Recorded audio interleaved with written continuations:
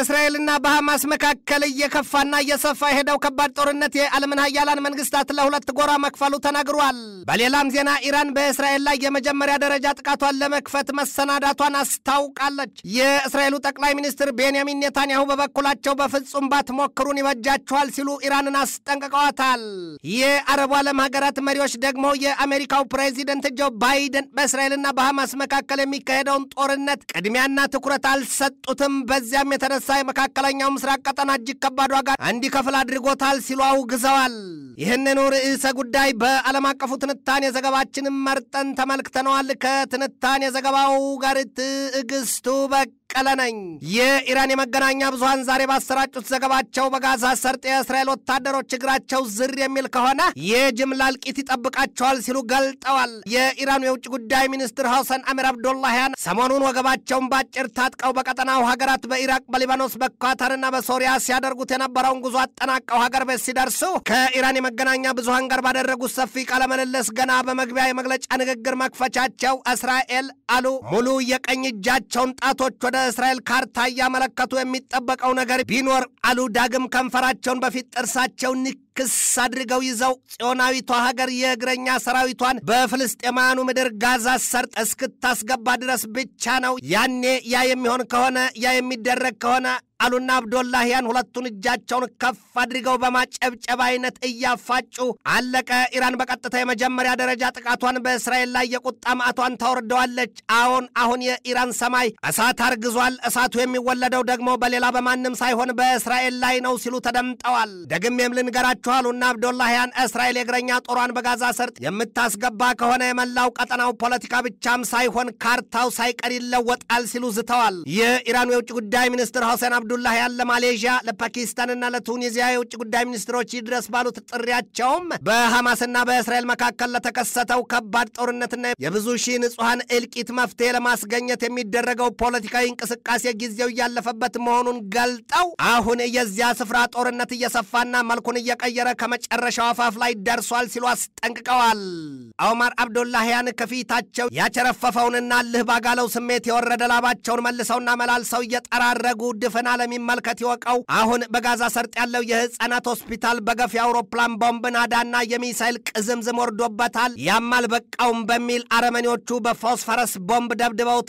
ከእንግዲህ በጋዛ ሰርጥ ያለውን የዚያ መሰል የቦምብ ጥቃት በርቀት ካልተከላከልነው ነገ አሉ ሰውየው የተቆጣው ፊታቸው የደም ዝውውር በግልጥ እየታየ ነገ በእኛ ሀገር ምድር ባሉ የህፃናት ቢሉ ሌሎች ሆስፒታሎችና የልማት ተቋማት እንዲሁም ኢራናውያንን ነገ በተመሳሳይ የሚያስፈጅ እንደሆነ አንጠራጠርም ነው ያሉት አብዱላሂያን። በማጠቃለያቸውም የጋዛ ሰርጥ ጦርነት በምንም መንገድ መቀጠል የለበትም። ኢራን ያንን ጦርነት ለማስቆም ገዳዮችን ሁሉ ከጭካኔ ግብራቸው ለማስቆም የመጀመሪያና የማያዳግም እርምጃዋን ትወስዳለች። ከኢራን ውጭ ያሉ እንደ ሂዝቦላና ሌሎች የነጻነት ታጋዮች በድፍን መካከለኛ ምስራቅ ቀጠና ያሉት ጦርነቱን ይቀላቀላሉ ሲሉ ደጋግመው አስጠንቅቀዋል።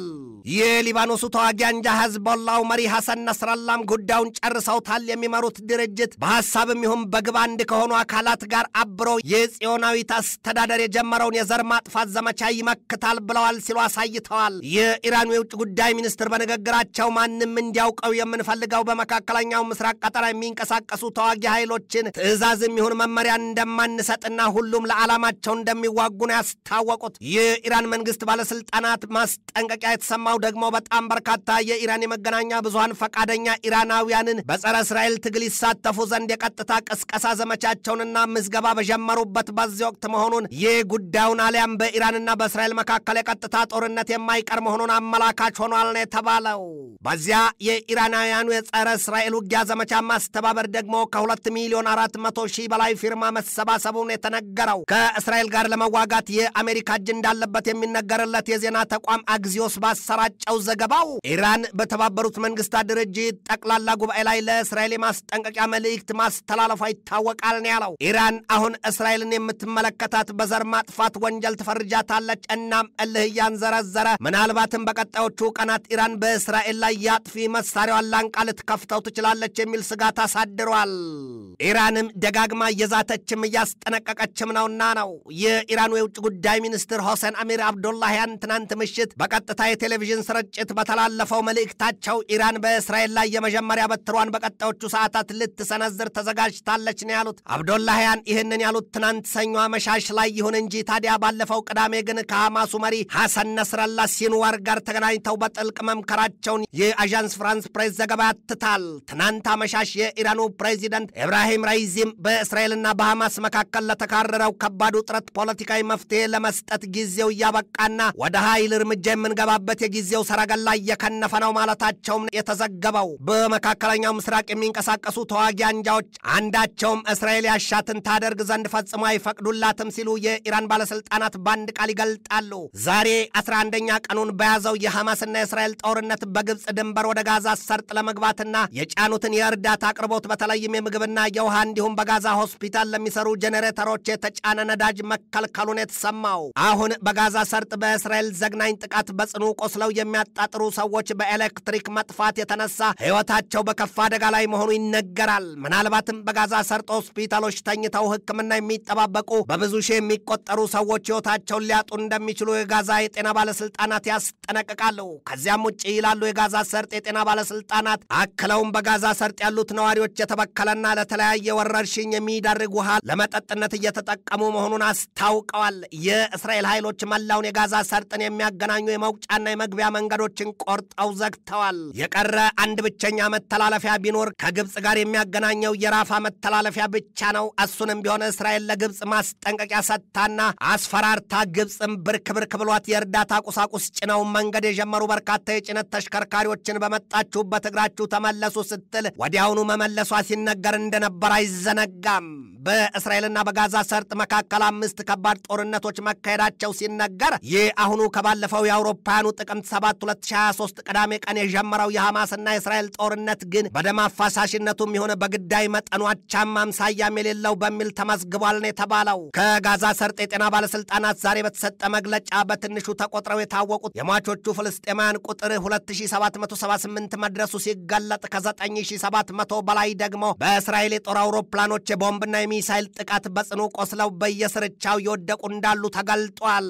በዚሁ የእስራኤልና የሐማስ የጋዛ ሰርጥ ጦርነት ወደ ሌሎች የቀጠናውና ከዚያም ውጭ ወዳሉት ሀገራት ይዳረሳል በሚል ፍርሃትና ጭንቀት ለጉዳዩ ከማስተዛዘን ከዚያም ቢገፋም በለው ከማለት የራቀ ሚናም ሐሳብም እንደማይኖራቸው የሚወራባቸው የአሜሪካው ፕሬዚደንት ጆ ባይደን ነገ ረቡዕ ወደ እስራኤል ይጓዛሉ ነው የተባለው። ይሄ ዜና እንኳንስ የእስራኤል ቀኝ ሳምባን ያህል ለምትቆጠረው አሜሪካ ፖለቲከኞች በእግር ጣት ራስን ማከክ ሆኖ አስደንግጧቸዋል። በሐሳብም በፍርሃትም አራጅቷቸዋል። እናም አሁን የዚያች ሀገር የአሜሪካው ፕሬዚደንት ጆ ባይደን በእስራኤል ጉብኝታቸው ከሀገሪቱ ጠቅላይ ሚኒስትር ቤንያሚን ኔታንያሁ ጋር ተገናኝተው የልባቸውን ያወራሉ ተብሎ ይጠበቃል። ለዚያውም በነገው ዕለት የባይደንን የእስራኤል ጉዞ የተናገሩት የአሜሪካው የውጭ ጉዳይ ሚኒስትር አንቶኒ ብሊንከን ናቸው። ራሳቸው ብሊንከንም ቢሆኑ እዚያው በእስራኤል ማጀት ተቀምጠው አንድም ያስተዛዝናሉ፣ ሁለትም ነገሩን ያራግባሉ ነው የሚባለው። ባይደን ወደ እስራኤል የሚጓዙት ከእስራኤል ጋር አንድነታቸውን ለማሳየት መሆኑ ተገልጧል። እስራኤል የጋዛ ሰርጥን መሬት እግረኛ ኃይሏን አስገብታ ከላይ በጦር አውሮፕላኖች እየታገዘች እንደ ክፉ ሰንኮፍ የምትቆጥረውን ሐማስን ለማስወገድ ግብ ማስቀመጧና ከዚያም ባለፈ ግን ያንን የጋዛ ሰርጥን ምድር ከሐማስ ካጸዳች በኋላ ስለመውጣቷ የተገኘ ማስተማመኛ የለም የሚል ትችት ከወዲሁ ይወርድበታል። ነገርን ከስሩ ውሃን ከጥሩ ነውና እስራኤል ከዚህ ቀደም ከ3 የአረብ ሀገራት የጦር ኃይል ጋር ባካሄደችው ጦርነት የሶስቱንም ሀገራት ጦር ኃይል አሸንፋ ቀድሞ ከነበራት የመሬት ይዞታና ካርታ በ4 እጥፍ የሚሰፋ መሬት ይዛ መቅረቷ ይታወሳል። ያ የ6ቱ ቀን ጦርነት የተካሄደው እንደ አውሮፓውያኑ አቆጣጠር በ1967 ሲሆን የ6ቱ ቀን ጦርነት ተብሎ መጠሪያ ተሰጥቶት ቀርቷል። በተለይም ደግሞ 3 የአረብ ሀገራትን ጦር ኃይል መሳ ለመሳ አድርጎ በመምራትና በማዋጋት በአረቡ ዓለም ስመ ገናና የነበሩት የግብፁ ፕሬዚደንት ጋማል አብደል ናስር በዚያ ጦርነት ፍጹም እጃቸው ቢሉ ድላቸው አመዳ ፋሻስ ብሎ ተሸናፊ አድርጓቸው በታሪክ ገጽ አስፍሯቸዋል። ዛሬ ከዚያን ጊዜ የጀመረው ቂምና ቁርሾ በቀል ያቋጠረው ጥላቻና ምላሹ የዛሬውን የዚያን ምድር የደም አበላሽ ጅረት አድርጎታል። አሁን የዚያ የመካከለኛው ምስራቅ ቀጠና ምድር እሳት ለመጥፋትም ለማጥፋትም ቸግሯል። የሊባኖሱ ተዋጊ አንጃ ዛሬ በፈጸመው ጥቃት እስራኤል ከሊባኖስ በምትዋሰንበት ድንበሯ የተከለቻቸውን የቅኝት ካሜራዎች ሙሉ በሙሉ ማውደሙን አስታውቋል። ሐዝቦላ በምዕራባውያኑ ልብ ሽብር ፈጥሯል። ያውም በእስራኤል ጦርነት ከሐማስ ጋር ግንባር ፈጥሮ ቀጠናውን የእሳት አረንቋ ያደርገዋል የሚል ሄዝቦላ ከ150 ሺህ በላይ ሮኬቶችና ሚሳይሎችን እንደታጠቀና ሙሉ በሙሉም በእስራኤል ላይ አፈሙዛቸውን አዙሮ ደግኗቸዋል ነው የሚባለው። የአሜሪካው ፕሬዚደንት ጆ ባይደን በመካከለኛው ምስራቅ ምድር የሚንቀሳቀሱ ሁሉም ታጣቂዎች በዚያ በሐማስ እስራኤል ጦርነት እጃቸውን እንዳያስገቡ ደጋግመው ማስጠንቀቃቸው ይታወቃል። ማን ከቁም ነገር ጥፏቸው እንጂ። ይህ ሄዝቦላው ምክትል አዛዥ ናይም ቋሲም በሰጡት ማብራሪያ እኛ አሁን ከሐማስ ጋር እጅ ለእጅ ብቻም ሳይሆን ልብ ለልብ አንድ ሆነናል። ሰዓቱ በደረሰና በል የሚባልበት ጊዜ ከመጣ ያን ጊዜ ለወትሮው እንደነበረው ከሰማይ የሚጠበቀው ዝናብ ሳይሆን ቀላያት ተከፍተው የእሳትና ሲዶፍ ይዘንባል። ያ ሁሉ ደግሞ በጠላታችን በእስራኤል ላይ ነው። ያኔ ታዲያ በዚያ የእሳትና ሲዶፍ ከዚያች ሀገር ምድር በዘመናት ቢቆጠር የማይደረስበት የሞት ነዶ ይከመራል ነው ያሉት በለበጣ ንግግራቸው። ይህ በእንዲህ እንዳለ በመካከለኛው ምስራቅ ያሉ የአረብ ሀገራት መሪዎች ባይደንን ከፍ ዝቅ አድርገው ማብጠልጠላቸው ተሰምቷል። ጉዳዩ ደግሞ እንዲህ ነው። ባይደን ለፍልስጤማኑና ለእስራኤል ጉዳይ ትኩረት ነፍገውታል፣ ጆሮ ዳባ ልበስ ብለዋልም የሚል ነው። እኛ የአረብ ዓለም ፖለቲከኞች የፍልስጤማኑንና የእስራኤልን ችግር ለመፍታት ጥቂት ከተንፈራገጡ የአሜሪካ ፕሬዚደንቶች መካከል ሪቻርድ ኒክሰንን ብቻ ይጠቅሷቸዋል። ኒክሰን በካምፕ ዴቪድ የሁለቱን ወገኖች ችግር ነቅሰው እያስተዋሉ ለመፍትሄው መባጀት ጀምረው እንደነበር ያስታውሳሉ። ያም ሆኖ ግን የሁለቱን ወገኖች ዘላቂ መፍትሄ ሳያበጁለት ያለ ፍሬ ቀርቷል። ከአሁኑ የአሜሪካው ፕሬዚደንት ጆ ባይደን በስተቀር ሌሎቹ የዚያች ሀገር ፕሬዚደንቶች ታዲያ በሸፍጥ የተሞላም ቢሆን ለሁለቱ ወገን ህዝቦች ችግር በሚል ሲያወሩ እንደነበር አይዘነጋም። ምንም እንኳን የእስራኤልና የፍልስጤማኑ ችግር 75 ዓመታትን የተሻገረ ቢሆን አሁን ባይደንን በአሽሙርም ይሁን ፊት ለፊት ከወቀሱና እስራኤልን ካወገዙ የአረብ ዓለም ሀገራት የግብፅና የሳውዲ አረቢያ ሹማምንት በግንባር ተጠቅሰዋል። ዛሬ ከወደ እስራኤል በተሰማ ዜና እስራኤል ከአሜሪካ መንግስት የ10 ቢሊዮን ዶላር አስቸኳይ ወታደራዊ ድጋፍ ጠይቃለች ነው የተባለው። ኒውዮርክ ታይምስ ባሰራጨው ዘገባው የእስራኤልን የወታደራዊ ድጋፍ እርግጥ ነው ብሎታል።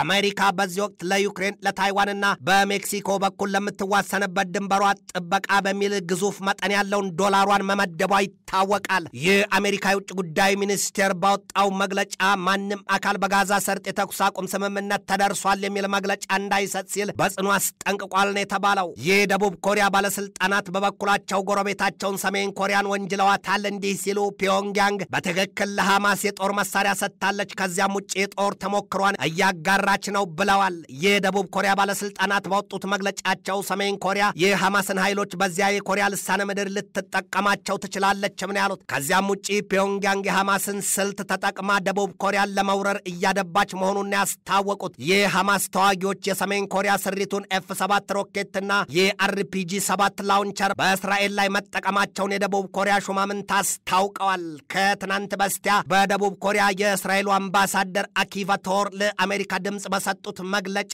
ሐማስ በእስራኤል ላይ የሰሜን ኮሪያ ስሪቱን የጦር መሳሪያ 122 ሚሜ መልቲፕል ሮኬት ላውንቸርና የባንግ 122 ከባድ መሳሪያ መጠቀሙ አይዘነጋም።